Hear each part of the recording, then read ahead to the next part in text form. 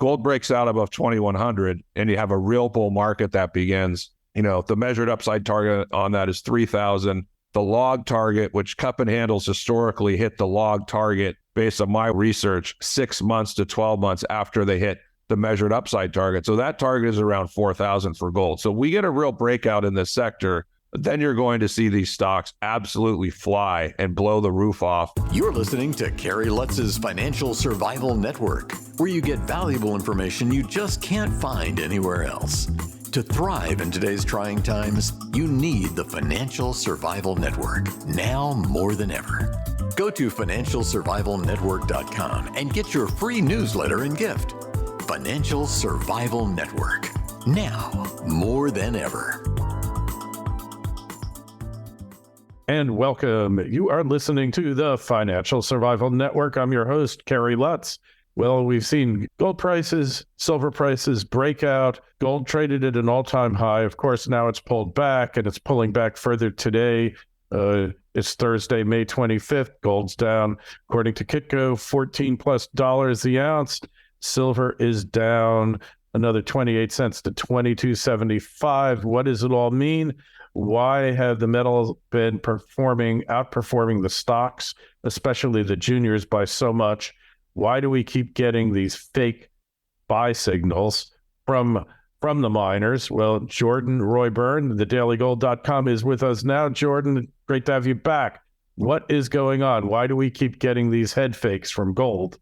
Well, I think to sum it up from gold, I think the real key is gold is setting up where the next big move, this really critical breakout through 2,100, which has not quite happened yet. I think that's going to coincide with, or it has to coincide with, another leg down in the stock market where the Fed eases, or they have to ease. So the economy has to move towards a recession.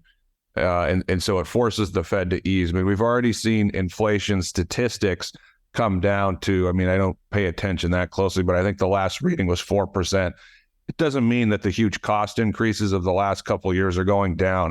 Obviously, inflation is still a huge problem, even if their statistics show 3% or whatever. But the point being, we go into a recession, then policymakers have, that happens, then we can already see it. The worries about inflation, at least from, I'm not saying it's going away completely, but the balance between recession and inflation, if you're thinking about those two things, at this point, they're probably, I would say, close to pretty even as far as worries, whereas 6 months ago, 12 months ago, it was 100% inflation. And so if the rate of inflation has been coming down, now there's a lot more concern about the economy, economic growth, going into a recession. So you have to get to that point with respect to gold where the Fed is forced to ease policy. And I think they will eventually. It's just a question of, is it going to happen in 1 or 2 months or 6 months? And that depends on the economy. So that to me is really, and I'm a technical analyst, but you have to look at the technicals and then also look at the fundamentals and kind of match them together. So I think recently for gold, and we had these bank failures, the Fed balance sheet, they had to increase their balance sheet again.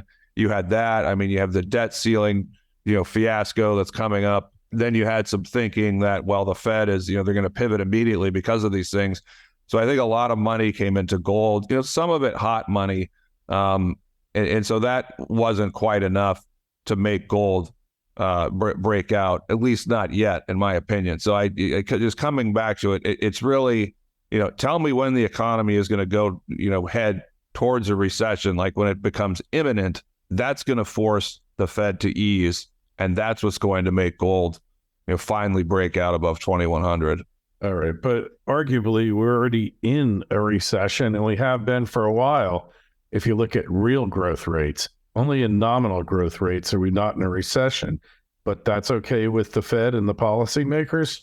Well, I don't disagree with you, but when you look at, statistically, yes, but when you look at a lot of the indicators, and granted, I'm not an economist, so I'll try and tread lightly on this stuff, but, even though statistically we're in a recession in 22, the consumption, what are the other indicators? The general industrial production, those types, if you look at those things, employment, they weren't they haven't been going down. I mean, some of them are going down, but they all haven't been going down yet together, like what you typically see in a recession.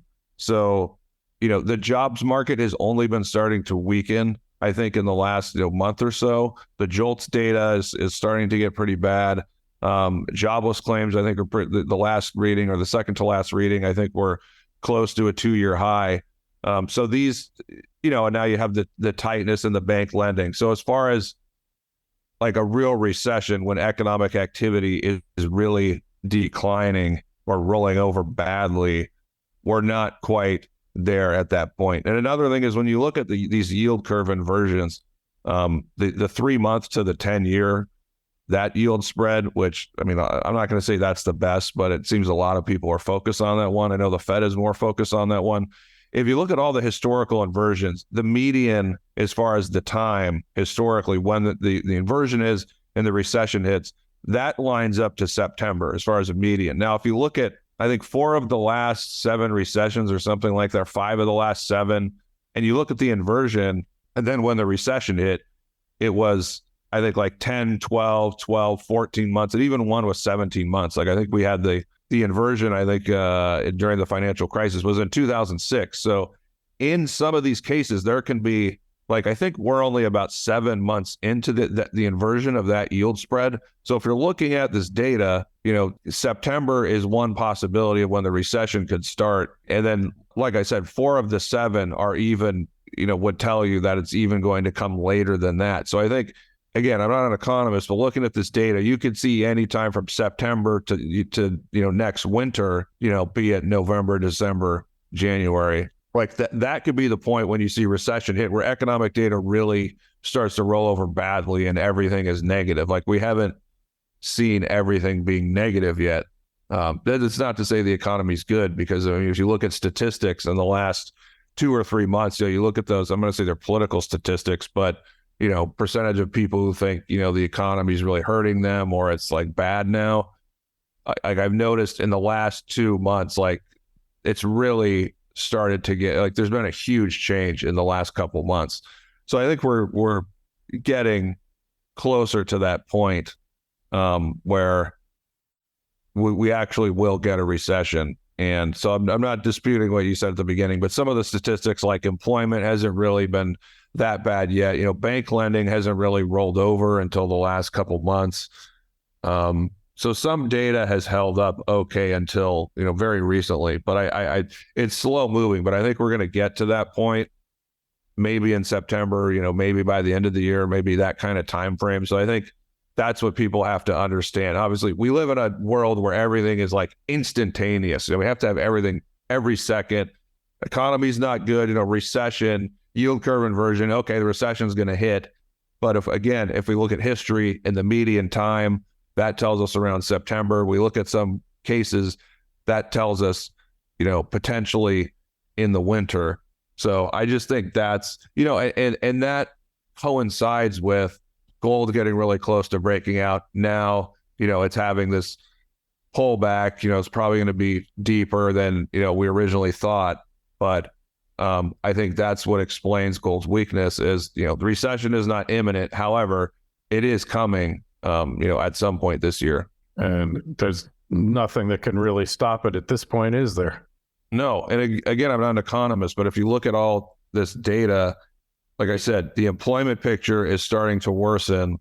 And, the bank lending, which that's only just started to roll over. So that's going to be a serious problem. I mean, the commercial real estate, which is a time bomb.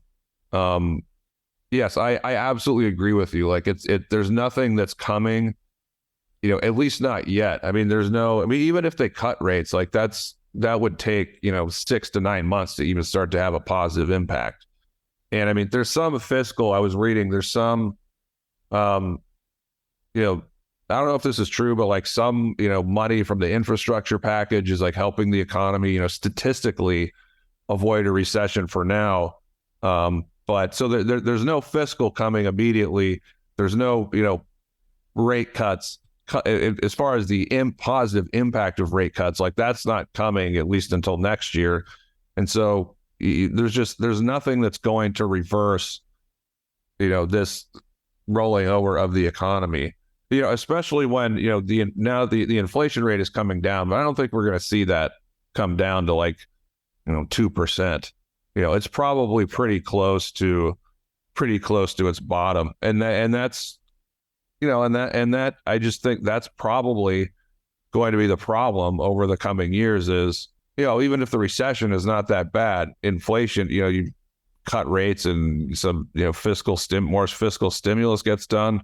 That gets pumped back into the economy. You're going to see inflation run up again. So, I mean, we're not in a good situation economically, even though if you look at, gold, it hasn't broken out yet. I wouldn't be dissuaded. Right. So gold will be the final confirmation that we're looking for, in other words, right? Yeah, that's a really good point. Typically you see the yield curve steepen, which means the short-term rates, like if you're looking at the 3-month or the 2-year, those will really plunge lower when the market is starting to discount a recession, and then the Fed follows. They follow the 2-year. So when that really the Fed's they're behind the 2-year by quite a lot. Meaning the Fed funds rate is well above the 2-year yield right now. But if you see the 2-year yield reverse and roll over and all this money starts rushing into bonds, I think that's the signal. That'll, and at the same time, gold will strengthen when that happens. But that's a great point that you made, that you see gold breaking out above 2,100. Yes, that'll be confirmation of a recession. Yeah.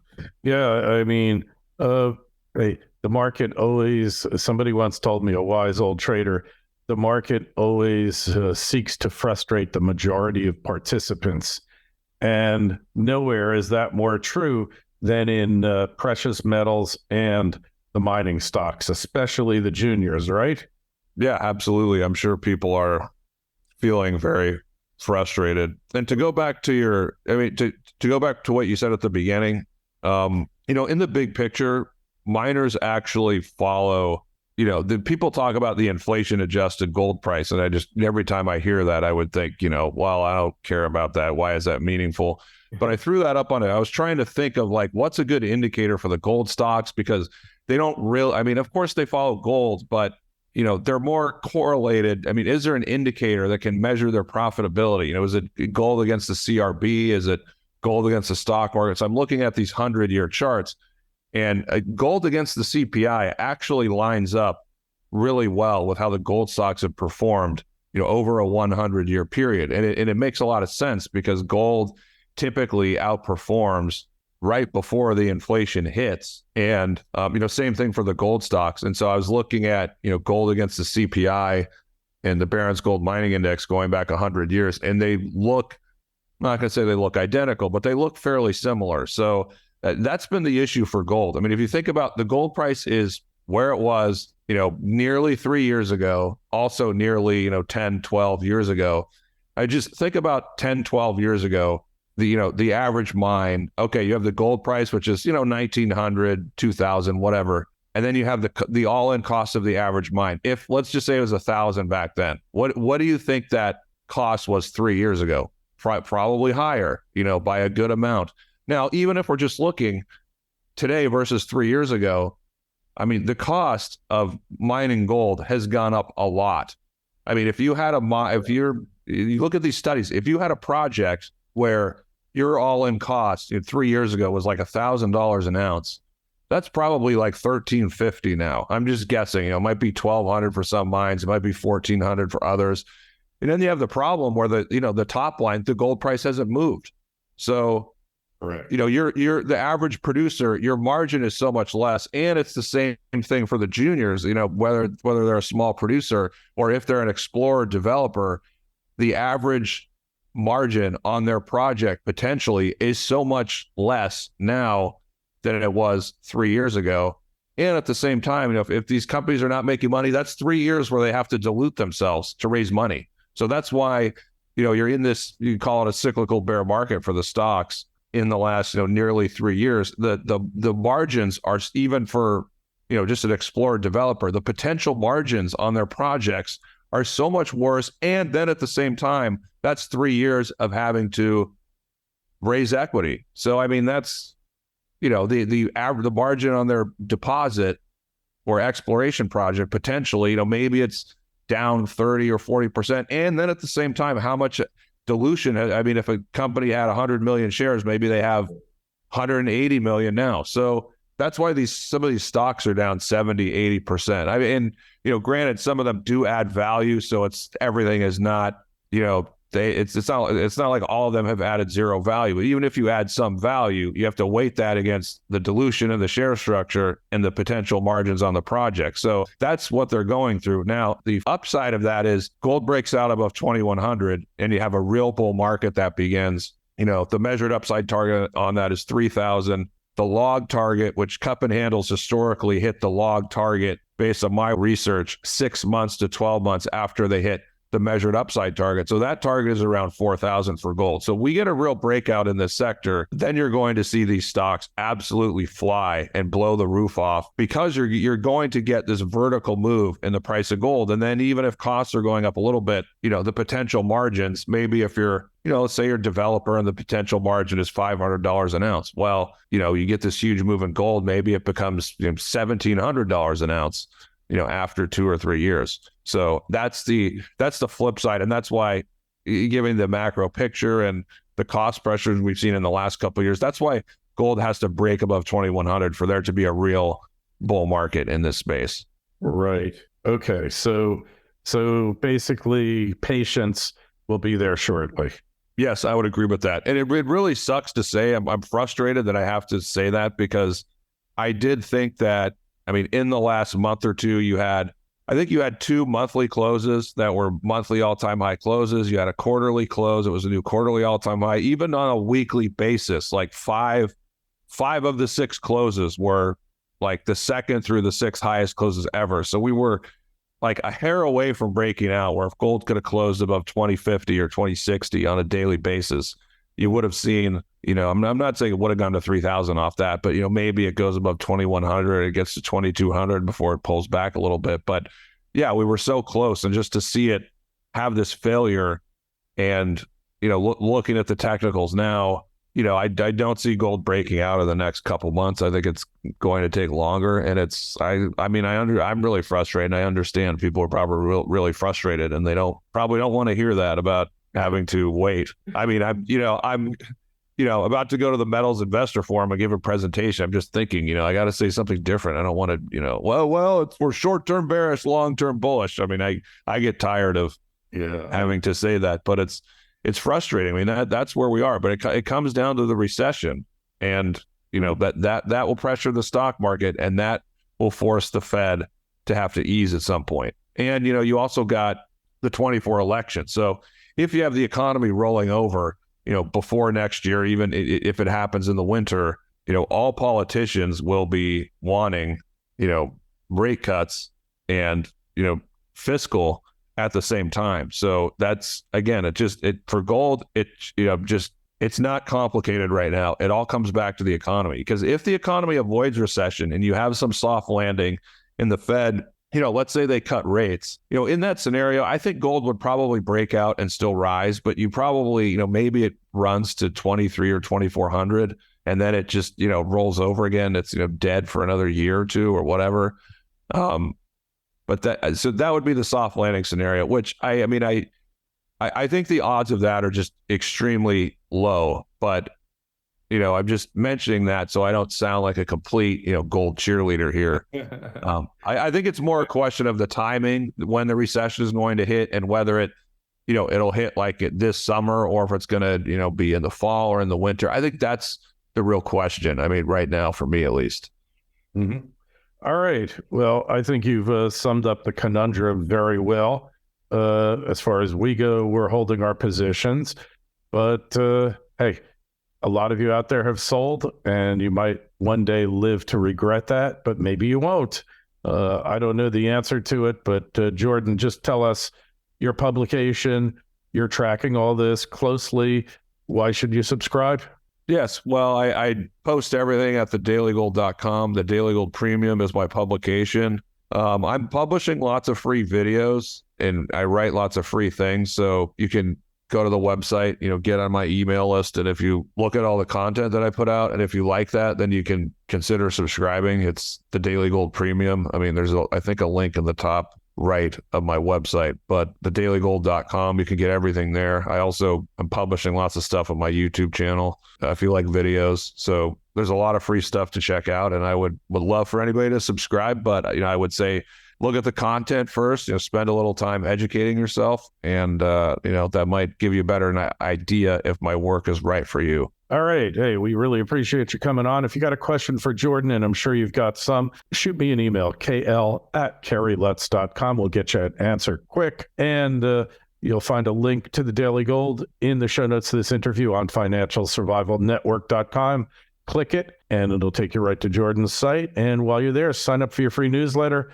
We have the summary of all the important news, podcasts that have been done recently, interviews with the people you're concerned about. Jordan, a pleasure. Thanks so much for coming on again. Hey, Kerry, thanks so much for having me on. I always love doing your interviews. It's my pleasure. Thanks for listening to Kerry Lutz's Financial Survival Network, your solution to today's trying times. For the latest, go to financialsurvivalnetwork.com. Financial Survival Network, now more than ever.